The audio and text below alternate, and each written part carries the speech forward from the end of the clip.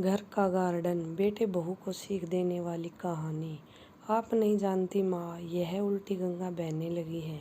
ससुर जी जब से रिटायर्ड हुए हैं, मेरी सास और ससुर दोनों किसी फिल्म के लव बर्ड्स की तरह अपने आप को जवान समझने लगे हैं। दिन भर हमारे घर के पास बने गार्डन में झूले पर बैठे बातें करते रहते हैं। उन्हें अपने पक चुके बालों का भी ख्याल नहीं रहता है। अब इस उम्र में उन्हें ऐसा व्यवहार क्या शोभा देता है।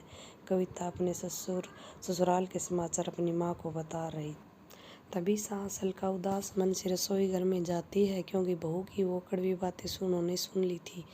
उसकी सभी बातों को नज़रअंदाज कर सास मसाले वाली चाय बना के पहले एक कप बहू को उसके कमरे में देकर दूसरा कप अपने पति सोमनाथ के लिए लेकर जाती है। बहू यह देखती है और अपना मुंह टेढ़ा करती। सास ने फिर से एक बार उसकी तरफ दुर्लक्ष्य किया, क्योंकि ससुर के निर्वृत्त होने के बाद यह उनका रोज का ही नित्य कर्म बन गया था। वह अब किसी की भी परवाह किए बिना रोज अपनी मर्जी के मुताबिक नए नए कपड़े पहनकर गार्डन में अपने पति के साथ बैठकर अपना ज़्यादातर समय बिताती थी। उन्होंने अपनी पूरी जिंदगी अपने बच्चों के लिए काम करते बिता दी थी। इसलिए अब बची कुछ जिंदगी वह दोनों एक साथ समय बिताना कर जीना चाहते थे।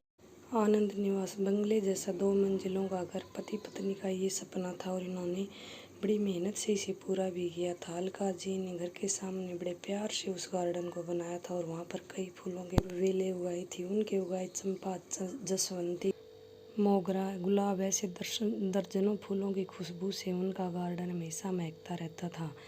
अलग अलग ऋतुओं में अलका जी अलग अलग सब्जियां भी अपने उस गार्डन में उगाया करती। रसोई के लिए धनिया, पुदीना और मेथी उन्हें कभी बाहर से खरीदनी नहीं पड़ती। इतने सालों तक काम की भागदौड़ में सोमनाथ जी कभी भी इस जगह का आनंद ले नहीं पाए थे, लेकिन अब उनका पूरा खाली समय इसी जगह पर बीतता था। दरअसल एक और छोटा सा घर वहाँ बना सके, इसलिए उन्होंने वहाँ जगह खरीदी थी, लेकिन अब वह संभव नहीं था। अलका जी को अपने बनाए उस गार्डन में एक झूला चाहिए था, जो उन्होंने ला कर दिया था, और अब वही झूला उनको एक दूसरे के साथ ज़्यादा से ज़्यादा समय बिताने का जरिया बन गया था। उन्होंने अपने घर में सभी ज़रूरी चीज़ों की और बाकी ऐशो आराम की चीज़ों की कोई कमी नहीं रखी थी। फिर भी बहू को दोनों उस झूले पर बैठकर समय बिताना खटकता था। पहले दिन भर उसके साथ रहने वाली सास अब ज़्यादा समय अपने पति को देने लगी थी। अपने सास ससुर को टोंट मारने का एक भी मौका कविता नहीं छोड़ती थी। वह हमेशा अपना दिमाग उनको उस जगह से हटाने के लिए लगाती, और एक बार उसने ऐसा करने के लिए एक षड्यंत्र भी रचा। अजय, तुम्हें नहीं लगता हमें एक बड़ी कार लेनी चाहिए? कविता ने अपने पति से कहा। आइडिया तो अच्छा है, लेकिन कार रखने के लिए जगह कहाँ है हमारे पास? एक ही छोटा सा गैरेज है जहाँ सिर्फ एक कार के लिए जगह है, अजय ने चिंता वाले स्वर में कहा। कौन कहता है जगह नहीं है? वह गार्डन है ना, जहाँ आजकल 2 लव बर्ड्स अपना डेरा जमाए बैठे रहते हैं। कविता ने अपने पति की तरफ तिरछी नजर करते हुए देखा। आजकल तुम कुछ ज़्यादा नहीं बोलने लगी हो? अजय ने अपनी पत्नी को फटकार लगाते हुए कहा।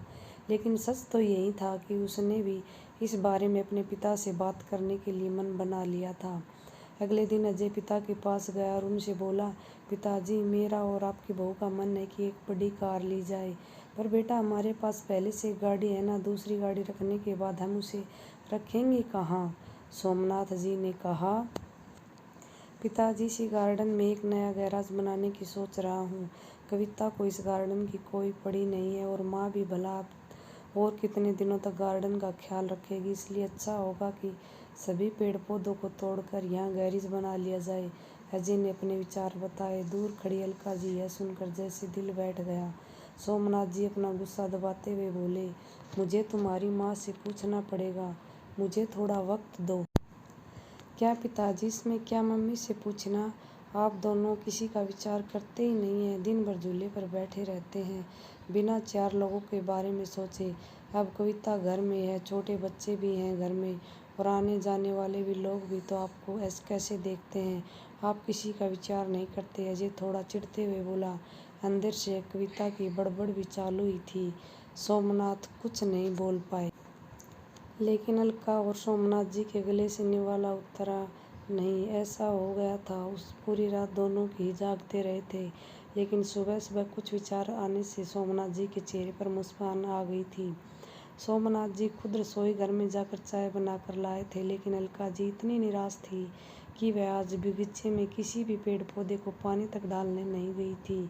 पूरा दिन तो बड़ा ही नॉर्मल तरीके से गुजरा था, लेकिन शाम को अजय की आंखें फटी की फटी रह गई थी जब उसने घर के आगे भाड़े से देना है का बोर्ड पढ़ा था। घर बड़ा है, लेकिन इसका यह मतलब थोड़ी है कि हम उसे भाड़े से दे दें। बेटा, अगले महीने मेरे साथ काम करने शर्मा जी रिटायर हो रहे हैं और वहीं अब इस घर में भाड़े से रहेंगे, सोमनाथ जी ने कहा। लेकिन वह कहाँ रहेंगे? अजय ने अपनी शंका भरा सवाल पूछा। घर के उस हिस्से में जहाँ तुम रहते हो, सोमनाथ जी ने कड़क आवाज में कहा। और पापा, हम कहाँ रहेंगे? नरम आवाज में अजय ने पूछा। बेटा, मैं मानता हूँ कि मैंने तुम्हें इस लायक तो बनाया है कि तुम अपने पैरों पर खड़े हो सको, इसलिए तुम्हारे पास 1 महीना है। तुम अपने लिए नया फ्लैट ढूंढ लो या कंपनी में फ्लैट में रहने चले जाओ। वहाँ तुम्हें तुम्हारी उम्र के लोगों का साथ मिल जाएगा और इस घर में हमारी उम्र के लोगों का साथ मिल जाएगा। तुम भी सुखी और हम भी। सोमनाथ जी ने सब कुछ साफ साफ बताया। पापा, लगता है आप तो नाराज हो गए। कल मैंने जो भी कहा वह मतलब नहीं था, अजय ने अपने पापा के आगे हाथ जोड़ते हुए कहा। नहीं बेटा, तुम्हारी जनरेशन ने हमें एक सबक सिखा दिया है कि कैसे प्रैक्टिकल बनकर रहा जाता है। हम बड़े तुम बच्चों के साथ में देखकर खुश हो सकते हैं, और तुम्हें हमें साथ में देखकर क्यों इतनी प्रॉब्लम? यह घर, यह गार्डन में बड़े हुए यह पेड़ पौधे इस बात के गवाह हैं कि कैसे तुम्हारी माँ ने मेरे लिए और खासकर तुम्हारे लिए जी जान से सेवा की है, अपना समय, अपनी जवानी खर्च कर दी है।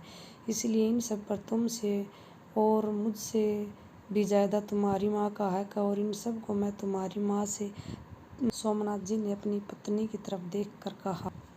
दोस्तों, जाने अनजाने में हम हमेशा यह गलती कर बैठते हैं। हम सोचते हैं कि हमारे बूढ़े हमारे हिसाब से जीवन जिए। ऐसा करवाने के लिए हम उन पर अपने विचार थोपने लगते हैं, लेकिन हम यह भूल जाते हैं कि उन्होंने हमारे लिए कितना त्याग किया और अब उन्हें उनके हिसाब से ज़िंदगी जीने का मौका मिला है। उनका साथ देने की बजाय हम उनके विरोधी हो जाते हैं।